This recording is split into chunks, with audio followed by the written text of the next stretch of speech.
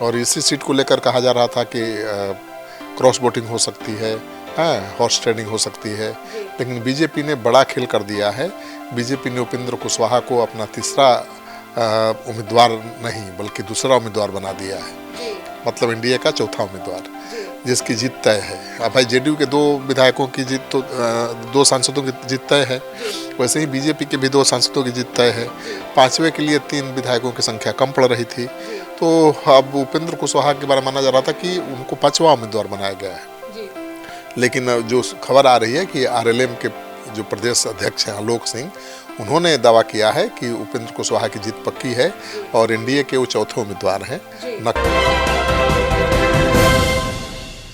राज्यसभा चुनाव में चिराग मांझी करने वाले थे खेला, बीजेपी ने बदल दी रणनीति, उपेंद्र कुशवाहा की राह कितनी आसान। नमस्कार, आप देख रहे हैं सिटी पोस्ट लाइव, मैं हूं सृष्टि राज।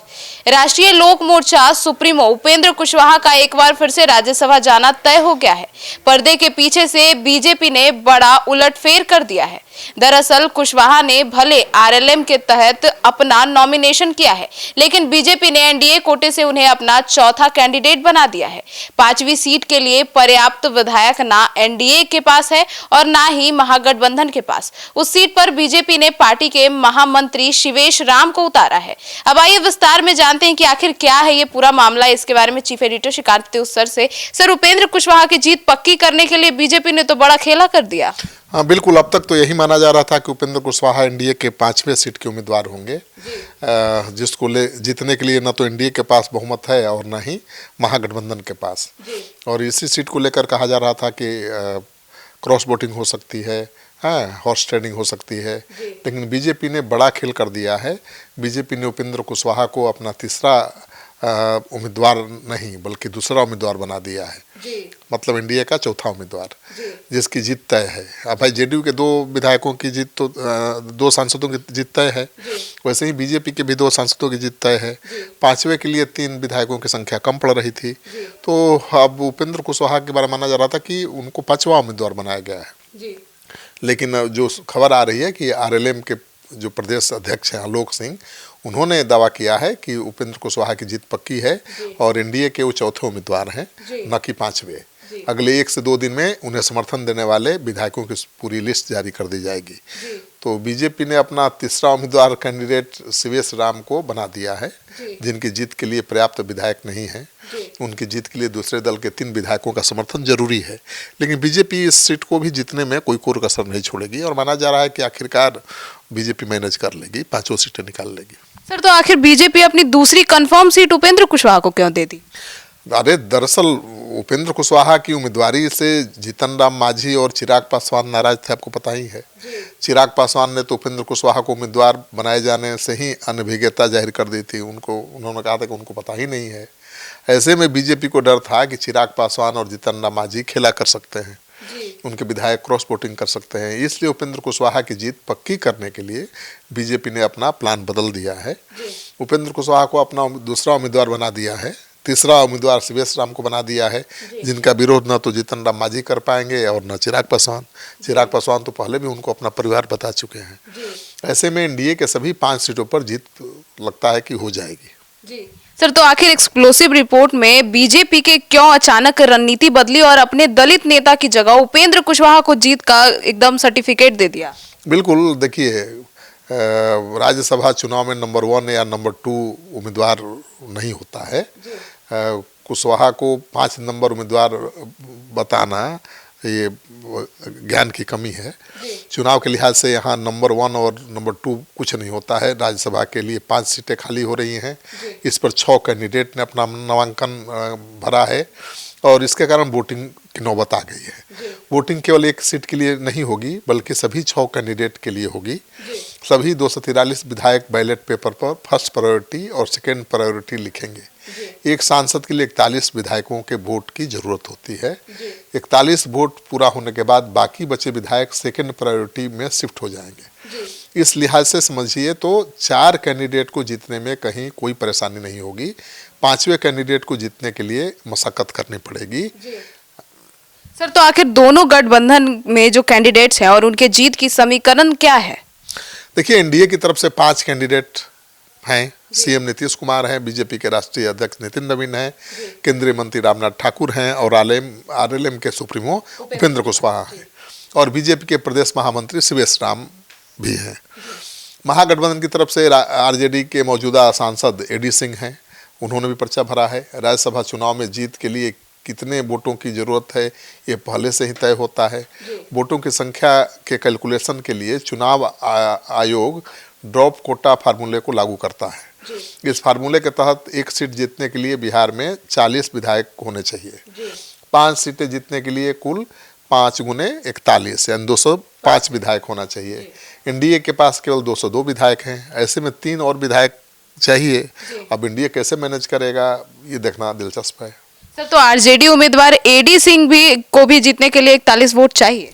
बिल्कुल, आरजेडी के पास अपने 25 विधायक हैं, कांग्रेस के 6 हैं, माले के 2 हैं और सीपीएम और आईआईपी के एक विधायक हैं, यानी कुल महागठबंधन के विधायकों की संख्या 35 है। इस स्थिति में एडी सिंह को एमआईएम के 5 और बसपा के 1 विधायक को अपने साथ लाना पड़ेगा, तभी वो चुनाव जीत पाएंगे। चुनाव को ट्रांसपेरेंट बनाने के लिए एनडीए अपनी रणनीति पर काम कर रही है और सूत्रों की माने तो एनडीए के कौन विधायक राज्यसभा के किस कैंडिडेट को वोट देंगे इसकी पूरी एक लिस्ट तैयार हो रही है और इसमें तय हो जाएगा कि इस लिस्ट में कि नीतीश कुमार और रामनाथ ठाकुर को जेडीयू के कौन कौन से विधायक वोट देंगे, नितिन नवीन और उपेंद्र कुशवाहा को बीजेपी के कौन विधायक वोट देंगे। इसके साथ ही बीजेपी और जेडीयू के बाकी विधायकों के साथ एलजेपी हम के विधायकों को 5वें कैंडिडेट को वोट देने के लिए कहा जाएगा। लिस्ट जारी होने के बाद 4 सीटों के लिए वोटिंग एक फॉर्मेलिटी रह जाएगी, केवल 5वें सीट पर लड़ाई है। सर, तो आखिर कुशवाहा को लेकर बीजेपी ने क्यों अपनी रणनीति बदल दी? फिर से वही सवाल। देखिए, उपेंद्र कुशवाहा को राज्यसभा भेजने का सवाल पर एनडीए के 2 सहयोगी दलों में अंदर खाने नाराजगी की बात थी। मैंने बताया ना कि चिराग पासवान, जीतन राम मांझी दोनों नाराज हैं। दोनों पार्टियों ने खुलकर विरोध तो नहीं किया, लेकिन कुशवाहा के नाम की घोषणा के बाद जब चिराग पासवान ने इस संबंध में सवाल पूछा गया तो उन्होंने अनभिज्ञता जाहिर कर दी। उन्होंने कहा कि हम तो केवल बीजेपी के 2 कैंडिडेट्स को जानते हैं, बाकी के बारे में जानकारी ही नहीं है। दूसरी तरफ मांझी भी लगातार उपेंद्र कुशवाहा के नाम का विरोध कर रहे थे। उनका तर्क था कि विधानसभा में उपेंद्र कुशवाहा की संख्या उनसे कम है। ऐसे में मांझी भी लगातार राज्यसभा की 1 सीट की दावेदारी कर रहे थे। ऐसे में इस बात का खतरा सता रहा था कि एनडीए के विधायक ही कहीं उपेंद्र कुशवाहा के नाम पर क्रॉस वोटिंग न कर दें। ऐसे में उपेंद्र कुशवाहा की जीत तय करने के लिए बीजेपी ने अपने उम्मीदवार को 5वां कैंडिडेट बना दिया है और उपेंद्र कुशवाहा को 4था नंबर। तो 5वां कैंडिडेट मांझी और चिराग के समाज से ही आते हैं, दलित हैं, और इससे उनके नाराज होने की संभावना भी खत्म हो जाती है और वो मजबूर हो जाएंगे समर्थन करने के लिए। सर, तो क्या उपेंद्र कुशवाहा की जीत हार से बीजेपी की प्रतिष्ठा जुड़ी है? बिल्कुल, उपेंद्र कुशवाहा केवल एनडीए के कैंडिडेट नहीं हैं, वे एनडीए की सहयोगी पार्टी आरएलएम के राष्ट्रीय अध्यक्ष हैं। ऐसे में अगर वोटिंग में उपेंद्र कुशवाहा एडी सिंह से हार जाएंगे तो बीजेपी की भी किरकिरी होगी ना। उपेंद्र कुशवाहा के साथ बीजेपी की प्रतिष्ठा भी दांव पर लगी है। इसे ध्यान में रखते हुए ही बीजेपी ने उन्हें अपने कोटे से भेजने का फैसला लिया है। उपेंद्र कुशवाहा को एनडीए में से जोड़ने में सबसे अहम भूमिका अमित शाह की रही है। यही कारण है कि लोकसभा और विधानसभा चुनाव में सीट शेयरिंग के दौरान नीतीश कुमार हमेशा उन्हें बीजेपी का हिस्सा बताते रहे हैं। लोकसभा चुनाव के दौरान उपेंद्र कुशवाहा को केवल 1 काराकाट की सीट मिली थी। वहां भी पवन सिंह के बीजेपी से बागी मैदान में उतर जाने के बाद पूरा समीकरण बदल गया। उपेंद्र कुशवाहा को हार जाना पड़ा। ऐसे में आनंद फानन में बीजेपी ने उन्हें विवेक ठाकुर की खाली हुई सीट से राज्यसभा भेजा था और वो खत्म हो रहा है कार्यकाल। तो बीजेपी के लिए जरूरी है उपेंद्र कुशवाहा। क्यों जरूरी है सर, इतना क्यों जरूरी है? देखिए, उपेंद्र कुशवाहा कोयरी समाज से आते हैं और कोयरी समाज के सबसे बड़े नेता हैं। बिहार में कोयरी समाज की आबादी 4.2% है और इनका मगध, शाहाबाद, सिवान, भागलपुर, बांका, पूर्णिया और बेतिया मोतिहारी इलाके में 40 से 45 सीटों पर अच्छा खासा प्रभाव है। 2025 में उपेंद्र कुशवाहा की पार्टी आरएलएम 6 सीटों पर चुनाव लड़ी, 4 सीटें जीती है। उनके एनडीए में आने से बीजेपी जेडीयू को बहुत फायदा हुआ है। 2020 में जिस मगध की 47 में से सिर्फ 18 सीटें एनडीए को मिली थी, 2025 में आंकड़ा 40 सीट तक पहुंच गया, मतलब 22 सीट का फायदा हुआ है। 2020 में शाहाबाद में सिर्फ 2 सीट जीतने वाला एनडीए 2025 में 19 सीट जीत चुका है, मतलब 17 ज़्यादा सीटों पर जीत मिली है। कुशवाहा का असर सिवान और समस्तीपुर जिले की सीटों पर भी दिखाई देता है। सिवान में 8 में से 7 सीटें और समस्तीपुर की 10 में से 7 सीटों पर एनडीए को जीत मिली है। 2020 में दोनों दलों में गठबंधन को 7 सीटें मिली थी। तो उपेंद्र कुशवाहा के साथ होने से कितना फायदा मिल रहा है बीजेपी जेडीयू को, आप सोचिए। और उस उपेंद्र कुशवाहा को कैसे नाराज करने खतरा मोल लेगी बीजेपी? नहीं करेगी। उपेंद्र कुशवाहा बीजेपी के लिए बेहद जरूरी है। तो सुना आपने, तो अब उपेंद्र कुशवाहा का राज्यसभा जाने का तो रास्ता साफ हो गया है। अब देखना होगा कि आगे क्या होता है। अब आपकी क्या राय है, कमेंट सेक्शन में जरूर बताइएगा। धन्यवाद।